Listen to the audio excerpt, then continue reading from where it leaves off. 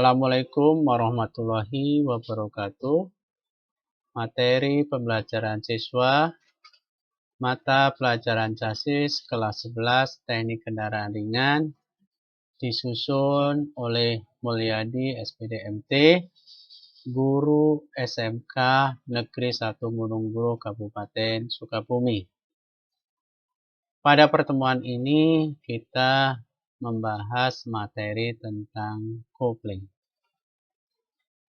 Ini pandangan kopling kalau kita lihat dari depan, ini pandangan dari samping. Kemudian letak kopling itu di antara flywheel dengan transmisi, yaitu input shaft, dari flywheel ke input shaft, kemudian bergerak atau meneruskan putaran menuju transmisi. Kalau perpindahan tenaganya seperti ini, dari engine, flywheel, clutch atau kopling, kemudian transmisi, kemudian propeller shaft, kemudian diteruskan sampai ke belakang, gardan, baru ke roda. Ini apabila menggunakan penggerak belakang. Kemudian berikutnya kita bahas tentang kopling itu sendiri. Letak antara mesin dan transmisi. Di mana letaknya adalah di sini. Ini transmisi, ini mesin, berarti di antara mesin dan transmisi. Kemudian fungsi kopling adalah menghubungkan dan memutuskan putaran mesin ke transmisi. Jadi fungsinya ini sebagai penerus putaran dari mesin menuju transmisi. Syarat kopling. 1. Dapat menghubungkan putaran ke transmisi dengan lembut. Maksud lembut itu tidak terjadi hentakan. Yang kedua, dapat memindahkan tenaga ke mesin dari mesin ke transmisi tanpa adanya slip. Ya, kalau terjadi slip berarti ada pengurangan tenaga. Kemudian dapat memutuskan hubungan dengan cepat dan sempurna. Maksudnya gimana? Jadi kopling ini berfungsi memutuskan hubungan dari mesin ke transmisi apabila tidak meneruskan putaran.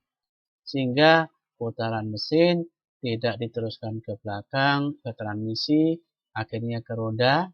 Meskipun mesin hidup, maka mobil tidak jalan. Di sini berarti berfungsi memutuskan hubungan. Atau pada waktu terjadi perpindahan gigi supaya tidak terjadi hentakan.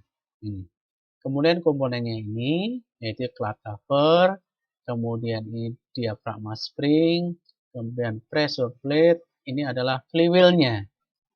Flywheel itu yang terikat dengan mesin.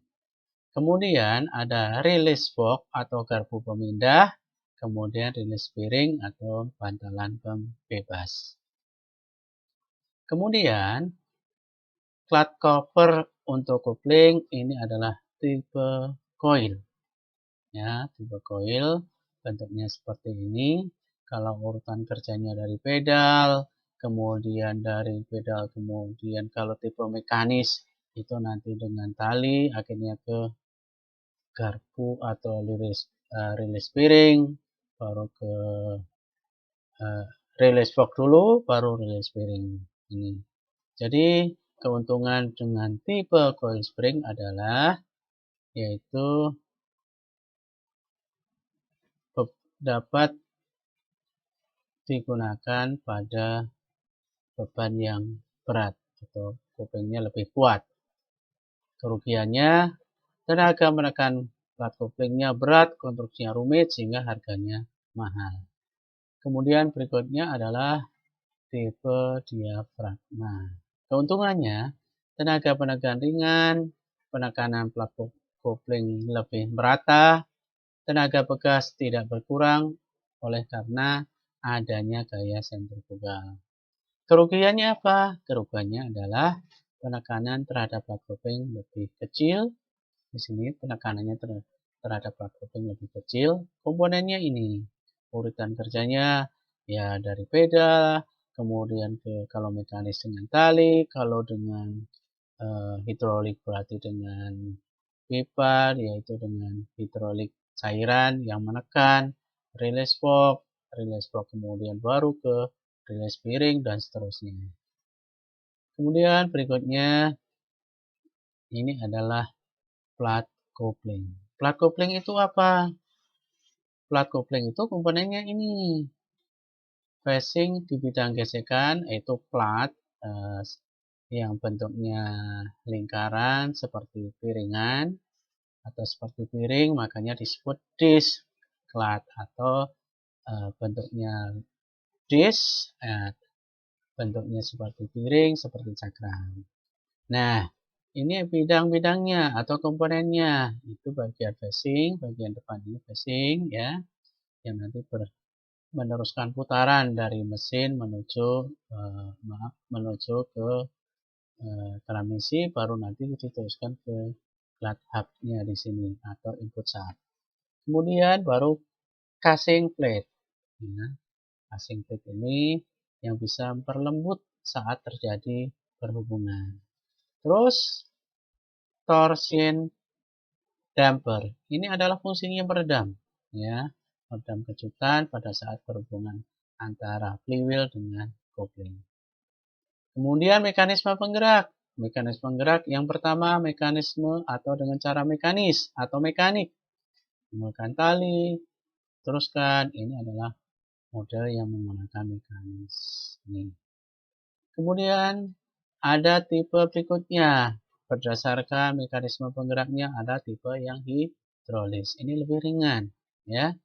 Dari pedal kemudian diteruskan master silinder, pipa, kemudian minyaknya itu baru nanti ada silinder rilis atau silinder pembebas, baru release valve atau release bearing, teruskan akhirnya terjadi pembebasan plat kopling. Kemudian komponennya kalau tipe hidrolik itu ada master silinder ya, ini ada reservoir tank, kemudian ini ada pegas, kompresi spring, dan ada passrod atau batang pendorong. Fungsinya adalah untuk menghasilkan tekanan hidrolis. Kemudian ini silinder pembebas yang letaknya nanti berhubungan dengan silinder valve ya di sini. Fungsinya meneruskan tenaga dari master silinder ke yaitu mendorong release valve ya. Ini nanti menekan garpu pembebas. Kemudian ada juga kopling otomatis. Jadi kopling mekanis, kopling hidrolis, ini kopling otomatis ya. Itu hanya digunakan pada kendaraan jenis-jenis transmisi matis atau transmisi matic. Komponennya ini ada damper spring, turbine runner, lockout clamp, turbine runner hub ya. Ini komponennya. Kemudian itu saja materi pada pertemuan kali ini tentang kopling. Terima kasih. Assalamualaikum warahmatullahi wabarakatuh.